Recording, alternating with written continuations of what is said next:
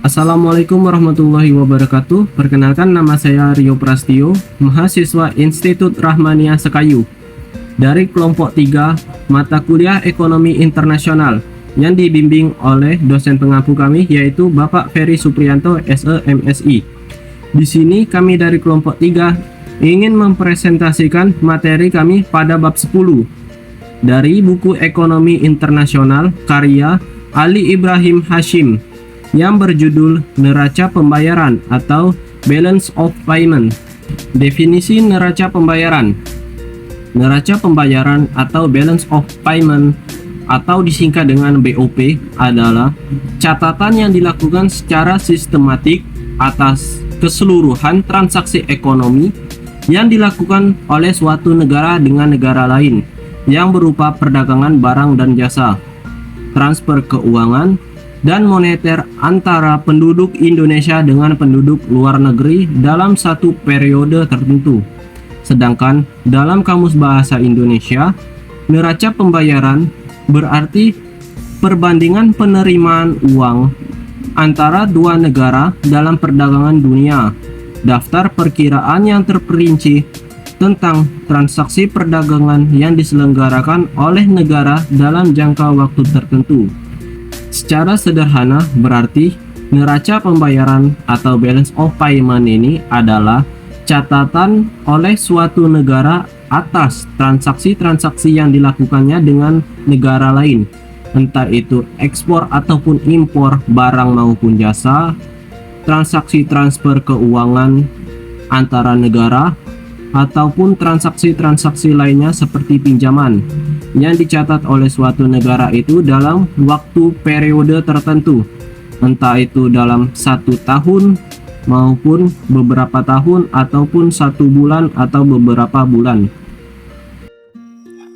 Baiklah, Assalamualaikum warahmatullahi wabarakatuh.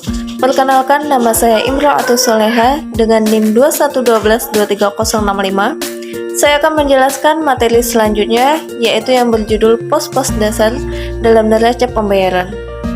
Pos-pos dasar neraca pembayaran. Neraca pembayaran terdiri dari 3 pos dasar, yaitu yang pertama, neraca transaksi berjalan, melibatkan perdagangan barang dan jasa atau ekspor dan impor, pendapatan dari investasi asing, serta transfer pembayaran seperti bantuan luar negeri, yakni maksudnya transaksi berjalan adalah ringkasan arus dana antara satu negara tertentu dengan negara-negara lain yang disebabkan oleh pembelian barang atau jasa atau cadangan laba dalam bentuk aset keuangan. Dan yang kedua yaitu neraca modal dan keuangan, capital and financial account, ringkasan arus dana yang berasal dari penjualan aset antara satu negara tertentu dengan negara lain selama satu periode tertentu, seperti memuat transaksi keuangan dan investasi lintas batas, termasuk pembelian atau penjualan aset finansial, investasi langsung, dan perubahan cadangan devisa. Yang ketiga yaitu neraca cadangan devisa.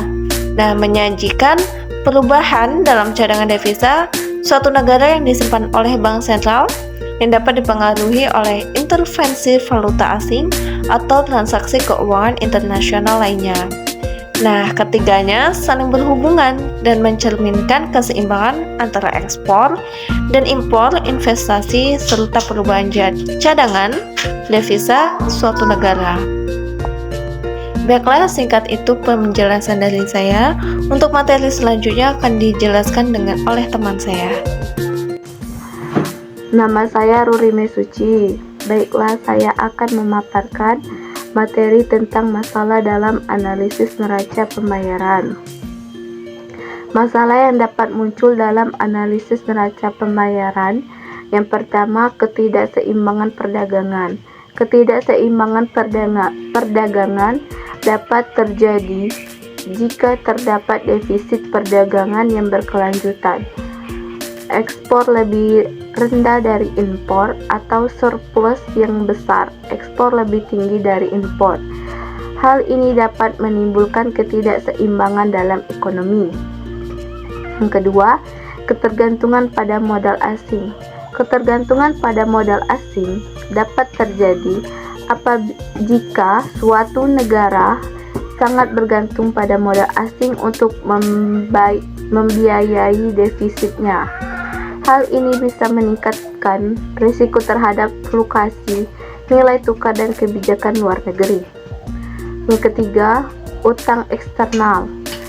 Utang eksternal yang tinggi. Utang eksternal yang tinggi dapat terjadi jika negara mengalami defisit berkepanjangan dalam neraca transaksi berjalan, dapat menyebabkan peningkatan utang eksternal yang beresiko jika terjadi tekanan pada mata uang nasional. Yang keempat, volatilitas mata uang.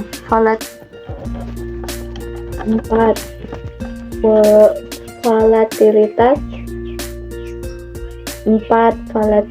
mata uang. Volatilitas mata uang terjadinya fluktuasi nilai tukar dapat mempengaruhi neraca pembayaran, terutama jika terjadi perubahan yang tiba-tiba dan signifikan.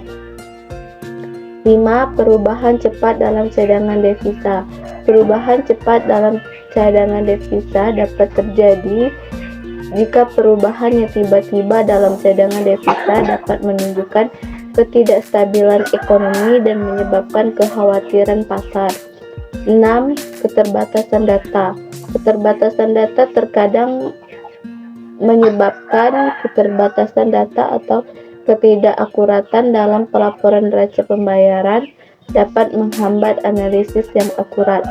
Analisis neraca pembayaran memerlukan pemahaman mendalam tentang faktor-faktor ekonomi dan kebijakan yang mempengaruhi serta kemampuan untuk mengidentifikasi dan mengatasi potensi masalah yang timbul. Sekian materi dari saya. Assalamualaikum warahmatullahi wabarakatuh. Perkenalkan, nama saya Dewi Anumriani Sawitri, NIM 21122309.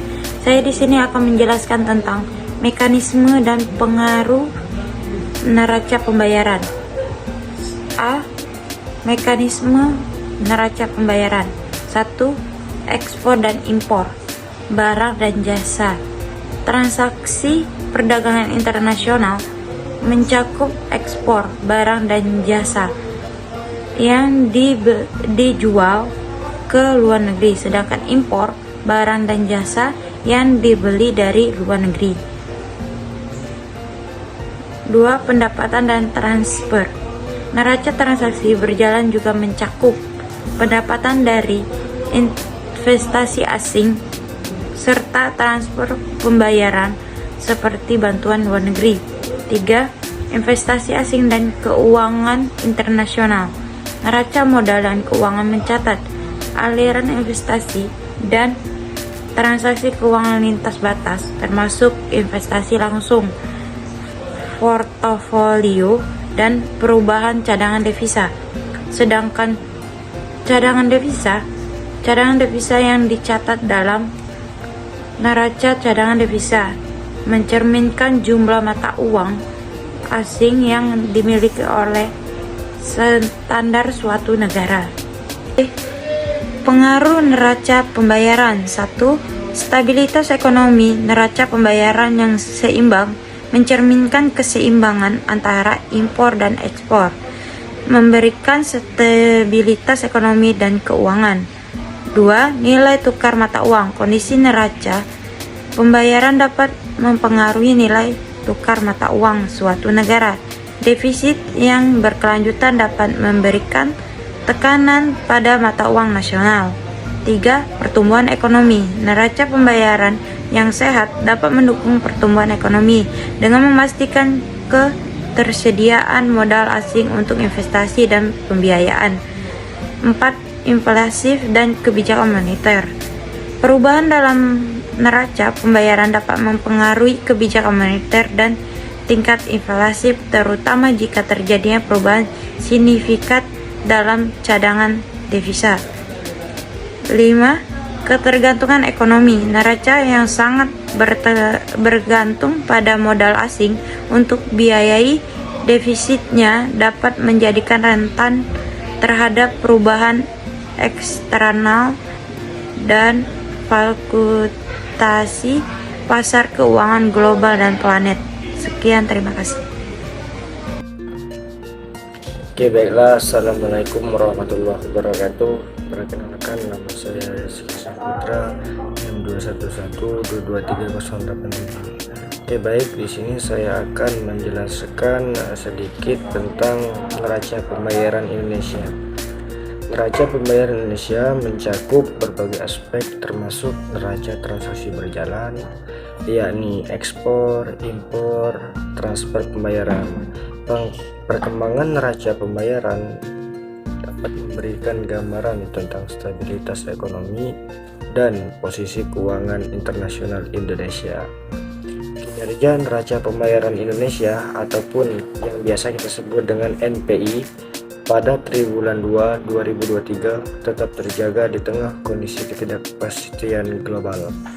Defisit transaksi berjalan tercatat rendah di tengah kondisi penurunan harga komoditas dan pelambatan ekonomi global serta kenaikan permintaan domestik. Sementara itu, transaksi modal dan finansial mencatat defisit yang masih terkendali seiring dampak tingginya ketidakpastian pasar keuangan global. Dengan perkembangan tersebut, NPI neraca pembayaran Indonesia pada triwulan 2 2023 mencatat defisit 74 miliar dolar dan posisi cadangan devisa pada akhir Juni tercatat tetap tinggi sebesar 137, miliar dolar atau setara dengan pembiayaan 6.0 bulan impor dan pembayaran utang luar negeri pemerintah, serta berada di atas standar kecukupan internasional sekitar 3 bulan impor. Neraca perdagangan Indonesia. Neraca perdagangan ini adalah selisih antara nilai ekspor dan nilai impor suatu negara dalam suatu periode tertentu. Nah, ketika nilai ekspor lebih besar dari nilai impor, disebut juga sebagai surplus perdagangan. Tapi apabila ketika nilai impor lebih besar dari nilai ekspor, maka disebut juga dengan defisit perdagangan.